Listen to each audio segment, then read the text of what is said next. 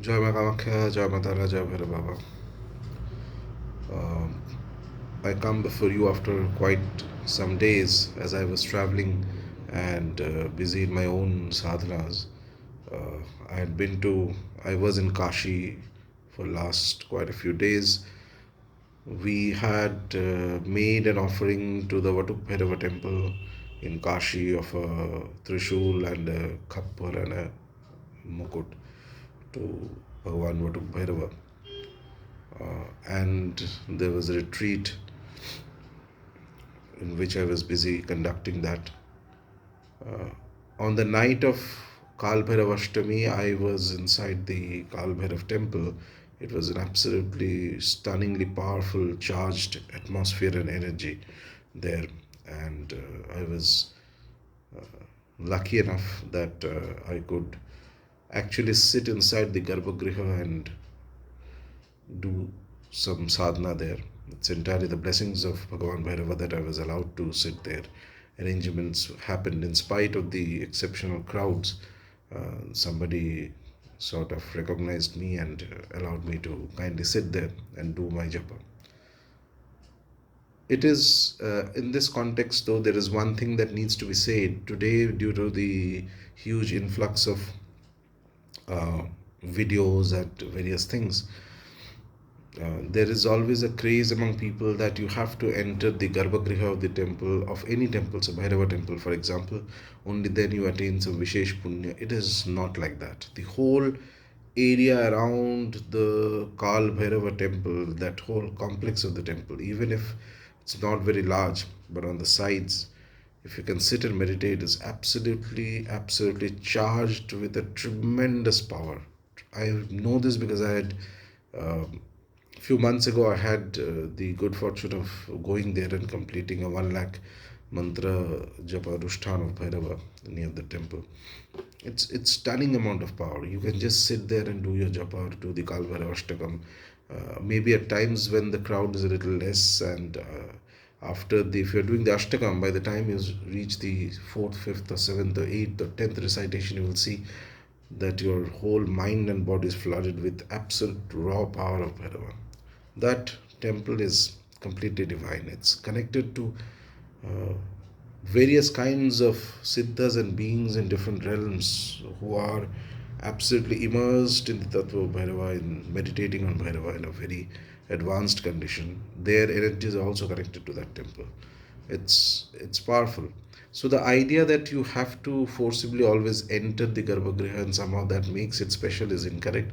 A deity can transmit his power even from a distance, and distance, place does not matter that much. So even if you are in the vicinity and if you are not able to get into the Garbhagriha, it is perfectly fine.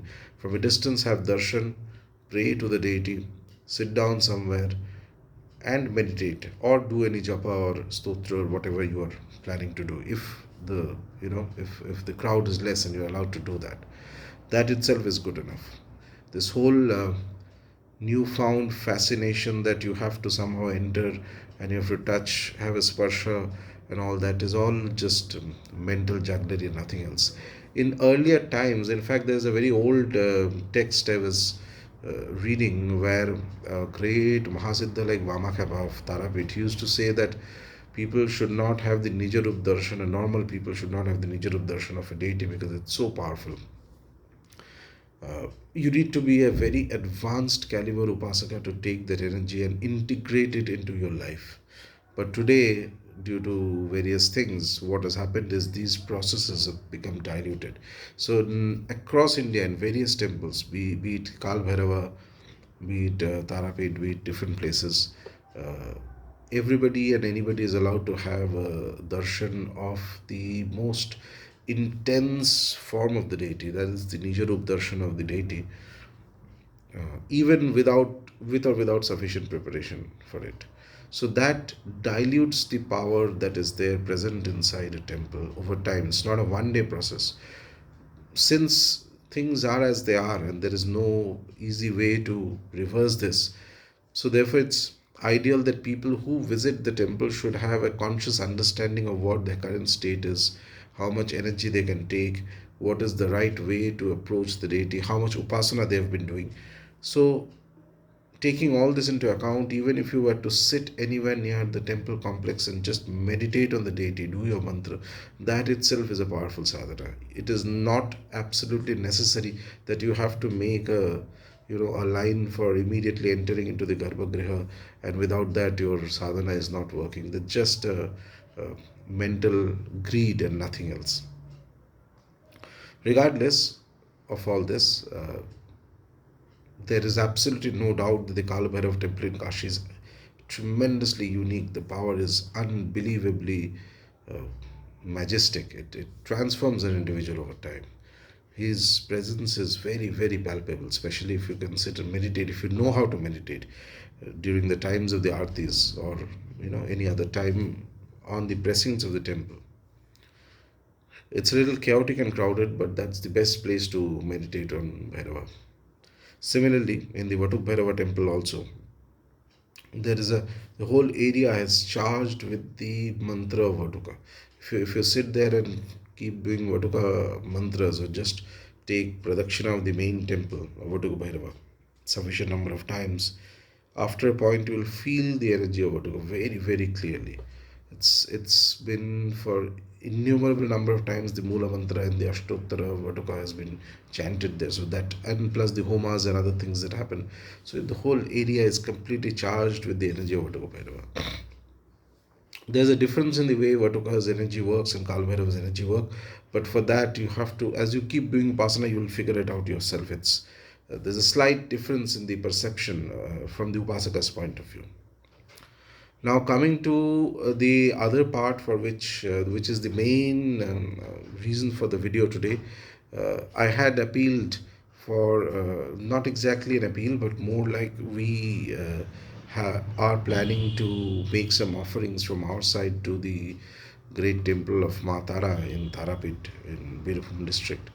And to that effect, this time we decided to open the trust, Kamakya Bhairav Upasak Foundation Trust bank accounts for anybody who wants to contribute. Uh, we are planning to offer her a mukut of silver, a trishul of silver, a khadga of silver, there are anklets of silver, there are a lot of saris and other shringar things, vishesh pujas, etc., annadanam, all these things together will be done. We have done similar things, similar offerings. We were kind, and we were allowed to, rather, to put it this way, that we were allowed by the deities to make such offerings in other temples as well till now, like the Kala Bhairava and the Vataka Bhairava, for example. But we had been doing it only within a close circle of people known to me. Uh, this is the first time we have opened up the accounts for others, anybody who is willing. Uh, Again, the important thing is that it is not so much as the donation, it is more than that. You must have faith and reverence on the deity, only then it makes sense. Otherwise, just sending some money is not the purpose of this thing. Uh, we have received a very strong response from people, and I am noting down all the names of all the people who have donated. There's a form there where they have added their names and things. So there is a specific puja that will be done. Me and my team of people of Ma Tara will be doing certain mantras and sadhanas of Ma Tara. Once uh, once these are made, there's mukuta and the khadga and the trishula and all the other things that we are offering her. Once these are made properly, we have already spoken to the jewelers, and we have given them all the instructions on how it is to be made, what is the design and things, and the work has started off. Uh, it'll take some days, and hopefully once I get that, I will be starting a basic upasana of Ma Tara on those before we actually go ahead and offer it to the great goddess in a temple. And it is during this puja, during the mantra sadhana that we will do, we will also be offering some puja on the names of all the people who have donated for this. We have a form and the list of all the names added there. So the purpose of this donation is not for any individual. The purpose of this donation, as it was purpose of this offering, In the same way that we had done in Bhairava temples also, is for the uplift and protection of Dharma. We are entering into times that are going to be very tough and difficult for the next few years or more, even depends, because nobody can predict with 100% accuracy. But we are entering into times which require a certain degree of strength, inner strength, commitment, and spiritual practice over the next few years to survive through various known, unknown uh, hazards that will come and attack dharma in the coming times. So that requires certain very strong sadhanas.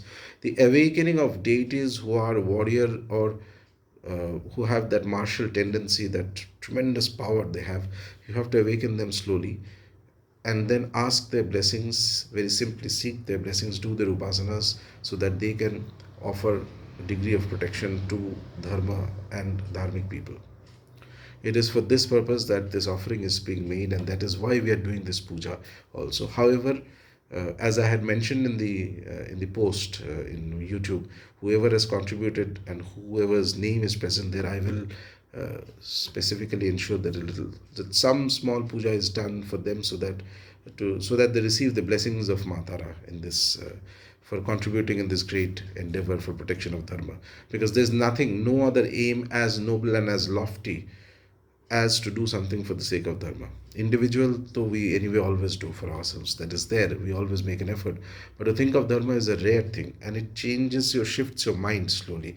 It makes you vaster and broader, and it makes you capable of receiving exceptional blessings from the universe over periods of time. But of course, it's not an easy path, not everybody can do it. It requires a strength, inner strength, commitment, and patience, and very strong determination to ensure that one remains committed to the uplift of dharma, even if it causes other disturbances in life, or there is some or the other, because life anyway has problems, everybody has problems. That's the nature of life. But in spite of that, in spite of overlooking the mundane and thinking of something that is a bit larger than the average individual, that itself has a transformative, completely transforms the mind and the body and the life of the sadhaka over time. In this regards, there are many people who have asked me to say a few words on Ma Tara, and also if there is any upasana that can be done. I have spoken of Tara, Bhagavati Tara, on various occasions. She is the second of the Mahavidyas. There are various things written about her in various texts. Uh,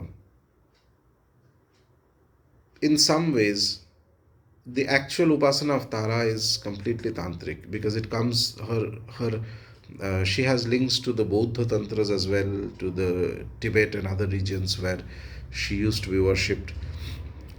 In our Hindu conception, Tara is the second among the Mahavidyas. She has a link to the Graha Jupiter. And very interestingly, right now we are passing through a time when Jupiter is in retrogression. And in the coming times, there's certain changes in the motion of Jupiter that will happen, which can accelerate many kind of national and global events. Tara is also a deity who has, Ma Tara has three primary forms, that of uh, Ugra Tara, there is Neela Saraswati, and Ekajata form. As Ugra Tara, she is also the benefactress who saves us from the most fiercest of problems. The Ugra problems she will remove from your life, but she removes it in her manner, not necessarily taking into account your own sensibilities. So when Tara Upasana is done, she is a very strong force and can bring about a complete shift in the individual's life. Always for the better, but provided one is ready to give up what needs to be given up. Very often, we as human beings cling to things that have lost their purpose, their meaning, their utility, karmically speaking, for our life, for our purposes. And because there's a difference, something that is to be left, we still don't leave those and hang on to them, and that causes further problems. When the blessings of Ma Tara comes to an individual's life, Ugra Tara, I mean, Smashantara, I mean, Smashantara is also a form of Ugratara. Here, the specificity is that she is the goddess who remains in the cremation grounds. One of the things that she does, and this I speak only from experience of having chanted or done her upasana multiple times, and have been very blessed in the sense that every time I've asked her for help in various or whatever matters, there has always been a very quick response from her, and I can only uh, convey my deepest reverence and humble surrenderance to her.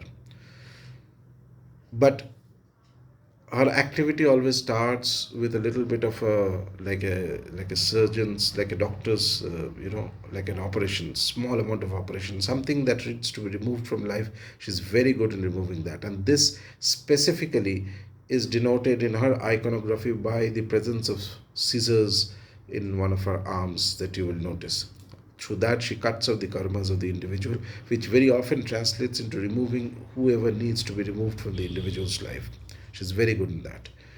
Additionally, one of the other aspects of Tara, and this I'm saying uh, uh, in a way for people to understand, inside of Tara is contained the powers of Mahakali, Mahalakshmi, Mahasaraswati.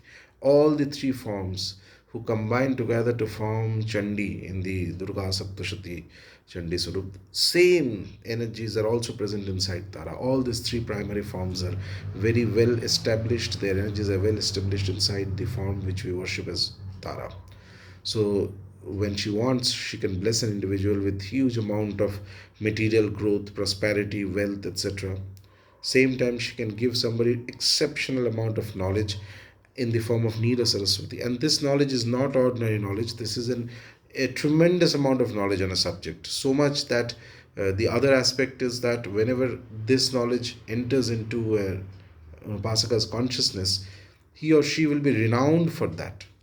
She ensures, one of the blessings of Tara is that she will ensure not only is a gift of a particular vidya comes to an individual, but that individual will be renowned for that. She never gives something without also additionally making sure that everybody is aware that this individual, this upasaka has this gift. That is a blessing. And she can make sure that somebody can remain, somebody, a man or woman, an upasaka, his or her name may remain immortal for decades and centuries even, if she blesses an individual. That is one of her most unique things. And then there is, of course, the element of Kali inside her. She is also the cremation ground deity, very, very fierce. In some of her iconographies, she is standing in the on a corpse or sometimes in a pyre. All these are, uh, all these have very strong fears, destructive uh, propensities, properties inside her, which she unleashes to remove obstacles from an upasaka's path when she is allowed to interfere in your life with complete surrenderance. Remember, even if she comes with a strong force and removes some things, it is only for the upasaka's greater benefit. In time, the sadhaka realizes that whatever she had done is actually to his best interest, and they look back after a few years and see that the changes that were incorporated by Tara, by the upasana of Ma Tara, by the blessings of Ma Tara, have been only for the uplift and benefit of the individual, and they only go from higher to higher stations. So Tara is a tremendous deity and one of the forms of the mother that I revere and in my own way worship very regularly, and I have had much benefit from her worship. So I uh, that is why in the telegram groups on the Vishesh Tithis, some simple Tara Upasana is done.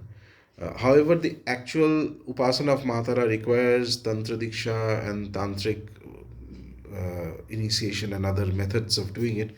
But there are some simpler Tara sadhanas that can be done by just about anybody whoever is interested. So, since we're making an offering to Ma Tara, and it will take about a month's time for all this to get ready and prepared before we can make the offering at the temple. If anybody is interested, they can do accelerate or put some more pressure uh, into a focused upasana of Ma Tara over the next 1 month till uh, till the end of the year. One way is that to chant keep a photo of Ma Tara from Tarapith. That is the main photo to keep. Don't go by any random pictures on the internet. Best option is pick any photo of Tara from Tarapith. Light a diya of oil, or you can light both a ghee and an oil lamp. Very simply do Achman, do pray to her, and start reciting the Ashtottara Nama of Tara every day, at least 9 times every day. Okay, and after you finish the Ashtottara Nama, you can do a simple meditation japa of Tara with a very simple mantra that comes from a stotra of Ma Tara. Very famous. There's a very famous kavacha stotra of Tara. There are multiple stotras and kavachas of Tara, but in one of them there is a specific mantra that works quite well. Uh, I will write down the mantra in the description of this video, but it's basically there is the pranava and then there is the maya vija ugrotara nila sarasatwai nama. That is how it ends. I will write down this mantra in the mention this mantra in the description so it's easier for you to find it. So basically 9 times Tara Astottara Nama, and after that with any Rudraksh mala or Sphatika mala or a mala that is made of both Rudraksh and Sphatika, you can chant at least 3 to 5 malas of this mantra. And if you carry this on till the end of this year, that is 31st of this year, till the year ends, or maybe till the first day of the new year, English New Year, you will be developing a very strong bond connection, and some blessings of Ma Tara is more or less sure to come, because this is also the period of time when the more intense Tara mantras and sadhanas and pujas will be conducted, along with various, as I mentioned, the offerings are being prepared, plus Annadanam is will be done. Already it is being done in various parts of India for this occasion. There is one Annadanam we are doing in Chennai, which is going on for, which started the last Purnima Tithi and it will continue till the end of this year every day. So all these are basically geared towards developing the necessary energy, reverence, power that is required in order to make that offering to Ma Tara, so that her blessings remains on all who follow Sanatana Dharma, not just now, for the times to come, because we will enter into some tough phases from next year.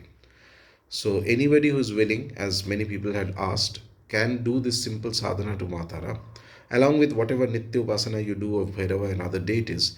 This is only till the end of this year. If you keep doing that, you will start feeling very meditative when you do chant that mantra. I said it is to be done about 3 or 5 malas, but in some individuals who are already doing the Tara Upasana or having done some amount of Ma Tara Ashtottara Nama Sadhana for 1 year, they may find it very meditative, very deep. In that case, they can enter even deeper into that mantra. There is no harm in that. It's absolutely beautiful, and is going to be a mantra that can guide that individual, protect that individual, uplift that individual, and bring blessings of all the 3 forms, Mahalakshmi, Mahasaraswati, Mahakali, because the energy of these 3 forms are already combined inside the formation of Ugratara, whom we worship.